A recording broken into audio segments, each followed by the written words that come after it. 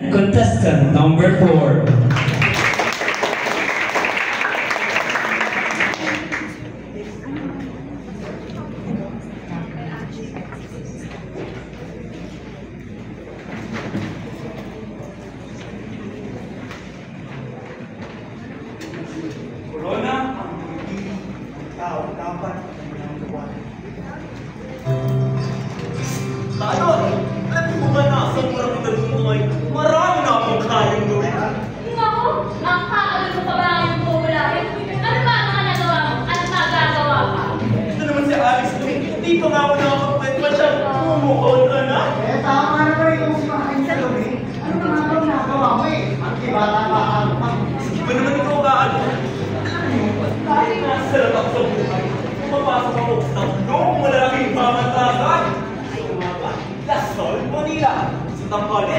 University of Santo Tomas at sa Pangwat, Ateneo de Manila.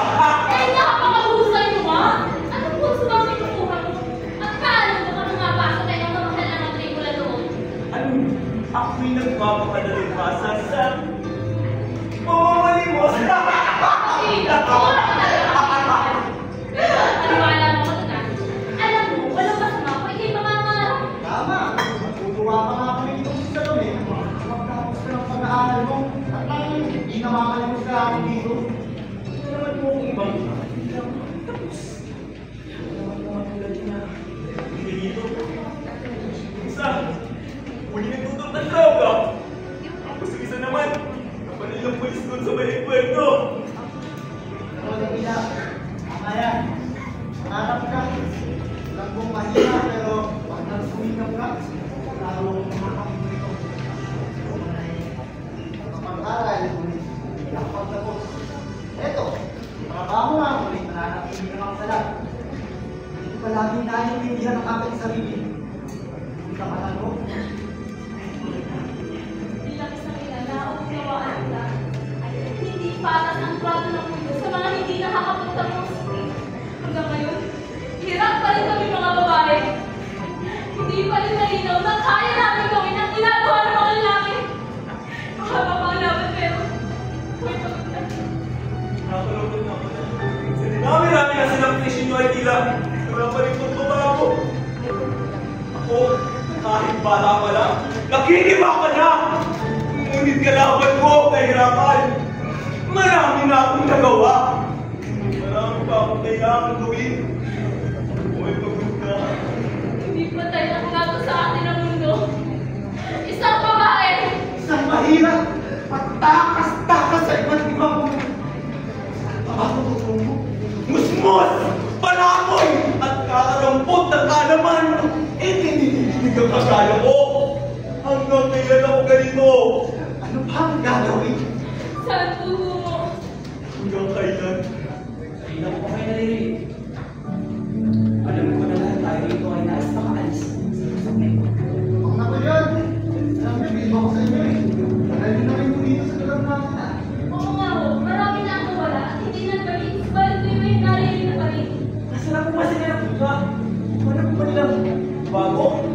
Bakit ko yun? Ako'y may pagtatakot sa iyo. May ako sa mga halupan. Minsan, isang taon, dito mismo sa bago ay pipili ang anak-anak na wala ng pagpamot. Inyong napapansin, ang puno ito ay bubulong. Pagbangon at pag-asa na kahit sino man ay nananais. Takila, maaari mo bang sa akin ang corona? Pupunod yun. Corona, ang pumipili ng taong dapat na kanyang gawalan.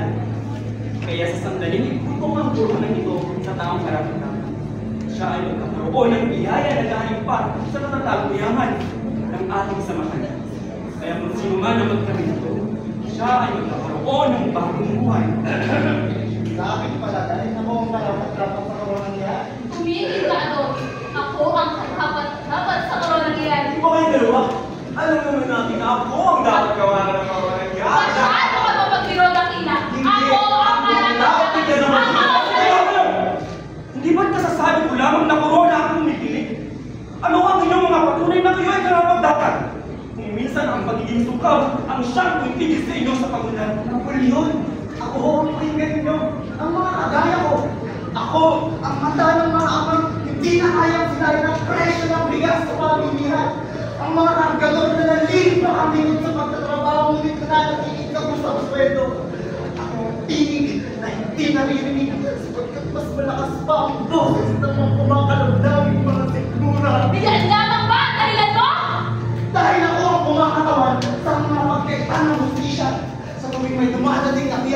tayo sa mga nakakataas. Ano ba nga ba't kinakailangan kong umiyak at magpakabilan at magpakadarang sa araw? Ngunit napakawal na dahil lang natin itong bispo. Dapat ako pagpilitan. Naiintindihan kita. Walang duda na maaari ito ang piliin ng corona. Yan! Masyado ka madadalagot! Hindi ba kasarapan dapat ang kagaya kong babae na pinagsalhan, pinahina at tinanggalan ng karapatan dahil sa kasalanan? Ang pagbangon ko'y lamang para sa pagkakapantay-pantay. At ang koronang ito, hindi lang ito para sa akin, kundi para sa lahat ng mga inapi. Madali mang iyong pinagunan. Hindi ako magtataka kung ikaw ang pipiliin ng corona. Hindi! Huwag naman yun! Huwag kayong patay sa kanilang mga sambil! Ayaw naman natin na ako ang nakagawa ng tulungan yan. Ako, na batang nalsangan na higit na dapat pinapuputi ang pag-aaral ng alpabeto. Pinagmamahalan ng puto. Pinagkaitang nangarap. At kahit kailan, hindi na makakaawa pa ng mundo. Kaya ang mga isahin mo, Dakila! Bakit ka nakapagdapan? Ako ang mga naunang generasyon. Sinasabi ninyong kabataan at pag-asa ng bayan. Pero wala kayong ginagawa upang pamiyay alalayan. Paano na mangangarap kung kayo sa pagpigit pa lamang ng aking mga mata? Inigisig na ako ng aking kumakalaga sa ikura. Nawa ako inyong bigyan ng silbi at sinag. At kung piliin pa ng corona, hindi lamang kabataan ng babangon. Ang kinabukasan. Tama ka, Dakila. Ang kabataan ay hindi natin dapat pabayaan. Sa tagal ko bilang pinuno, hindi ko lamang nasaksiyan na ang corona ay nahihirapan. Hindi! Ako ang magsusuot ng Hindi mo yung gagawin yung trabaho! Hindi! Ako ang Ako wala! Hindi na dapat pakakitain! Sa aking palagay ay may napili na ang corona. Ang ibig sabihin ba nito yung si Dakila ang dapat itong magbangon? Hindi! Higit na ako ang karapat-dapat! Hindi na kayo dapat tumunod pa. Maraming panahon na ang lumipas ngunit paiba-iba pa rin ang pamamaraan ng corona kung sino ang kanyang pipiliin. Dakila, Pinarating ko. Salamat po. Ngayon, mas nakikita ko ng maliwanag namin kinabukasan. mahirap namin lamang kung dapat ibigin sa iyo. Ito ay aking ibig sa lahat ng mga unang piliin ng corona. Kagaya mo! Dakila! Dakila! Dakila! Dakila!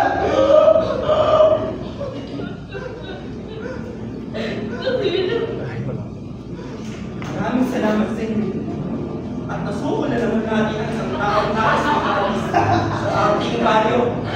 Palagi mo kaming maaasahan, Mang Namulyo. Sabi eh, wag kang may kakalimutan.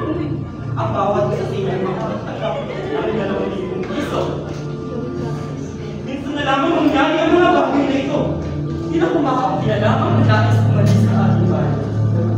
Tandaan ninyo, walang sinumanang karapat-dapat makaalis sa lusak na ito. Ang katulad ni Dakila na nagpangtang umangon ay hindi karapat-dapat para sa ating samahan. Ang pangako ng corona ay ilusyon lamang. Ianais ang ngunit mananatili sa isip. Bakit naman natin ito ginagawa? Sapagkat kapag ang ating kasabi ay nagkabit ng pagpamon, sila ay matutong magtanong. At kapag sila natutong magtanong, sila ay makakahanap ng kasagutan. At kapag nahanap nila ang kasagutan, mapuputol na ang ating pakinabang sa mga nanunungkulan.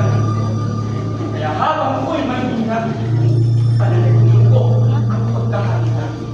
Pagbabangayan ng bawat kasabi, at hayaan ko ang katamaran at kawalan ng pangarap